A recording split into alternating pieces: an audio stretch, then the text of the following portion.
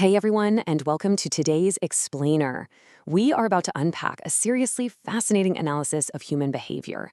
We're going to look at how our own ego literally ruins our everyday communication. And then we'll explore what we can learn from a profoundly beautiful spiritual example to actually master our speech. It's a great topic, so let's jump right in. Right off the bat, I want to ask you a very direct and honestly pretty relatable question. Are we actually truly listening to others? Think about it. Have you ever found yourself in a conversation where you made a totally conscious effort to just listen, like completely listen without immediately jumping in to speak your mind? It's incredibly rare, right? For most of us, true listening doesn't really happen at all. Instead, we're just politely or, sometimes not so politely waiting for the other person to stop making noise so we can finally take our turn to talk. Okay, let's dive into this. The core problem in our daily interactions is this hidden drive lurking right behind our words. We rarely listen because, well, we're totally consumed by a desire to talk about ourselves. When someone else is speaking, we aren't really absorbing their reality. We're just actively formulating our next sentence in our heads. It's this natural, albeit frustrating human tendency to not actually want to hear what the other person is saying. And this isn't just a simple bad habit. It's a symptom of something much, much deeper operating behind the scenes of our vocabulary. This dynamic perfectly captures the classic conversational one-up. You know exactly what I'm talking about.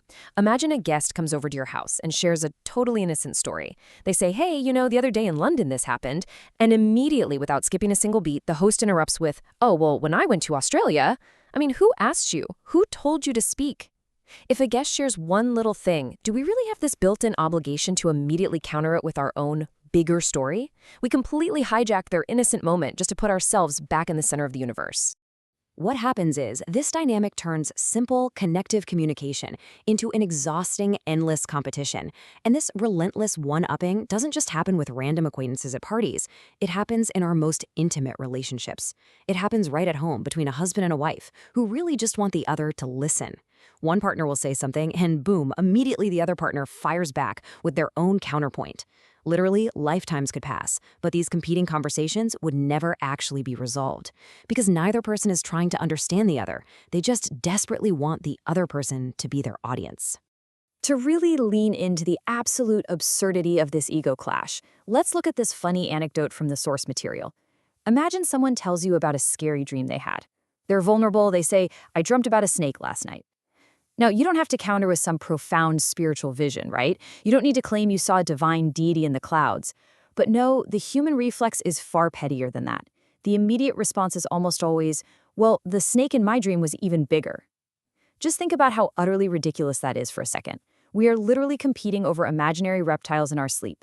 The ego basically demands that our snake must be bigger, which makes our dream greater and therefore makes us more important. So the crucial point is this. The root cause of all these annoying, petty interactions is a hum, which translates to ego. This is a highly destructive psychological trait that operates on a single aggressive demand. It says, you have to listen to what I say, but I definitely do not have to listen to you.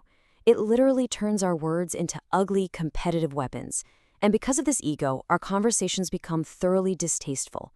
It destroys the simple, quiet beauty of everyday life and replaces human connection with this constant, exhausting battle for supremacy. But here's where things take a really pragmatic and honestly pretty hilarious turn. If speaking out of ego is the core problem, what happens if we just stop? What if instead of fighting back in these competitive conversations, we just keep our mouths shut and let the other person talk? Surprisingly, this isn't just about taking some lofty moral high ground. It actually comes with some incredibly tangible, almost selfishly good life hacks. Let's look at these absolutely hilarious practical benefits. First off, if you just listen quietly, you won't get throat pain. You are literally saving your vocal cords from useless strain. Second, you avoid arguments completely. By not offering your own bigger snake story, there's absolutely nothing for the other person to fight against. The tension just dissolves into thin air. And third, and this is definitely my personal favorite, it saves you coffee money. Seriously, if you stay completely silent, the person who's wasting your time talking about themselves will eventually just assume you aren't listening. They'll get bored, they'll pack up, and they'll leave, saving you the headache of dealing with their useless gossip and saving you the cost of having to buy them a coffee. Now, if you actually want to execute this silent retreat, the source offers a very specific, somewhat cheeky technique. When you find yourself trapped by someone who just wants to talk at you, whatever you do, don't interrupt. Instead, simply stare directly into their eyes. Just hold a steady gaze. And as you're staring at them, internally in your own head, chant Namah Shivaya, Namah Shivaya.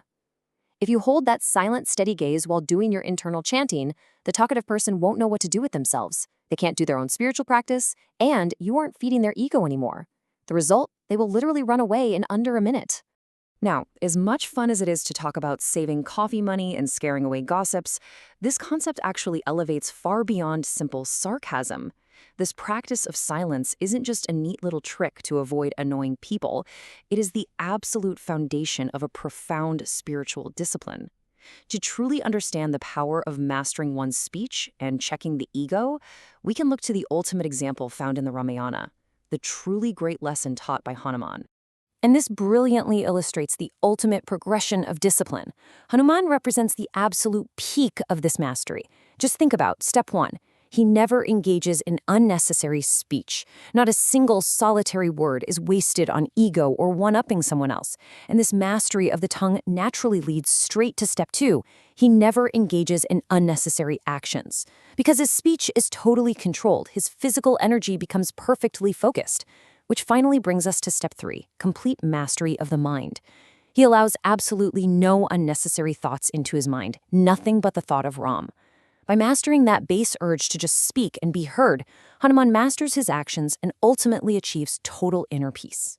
Which brings us right back to our final thought for today. The entire journey from arguing over imaginary snakes all the way to the profound mental peace of Hanuman, it all starts with the incredibly simple act of closing our mouths. So I'm going to leave you with this challenge, directly inspired by today's explainer. In your very next conversation, can you let go of your ego? Can you actually resist the urge to jump in with your own story and instead just truly, silently listen? Give it a try.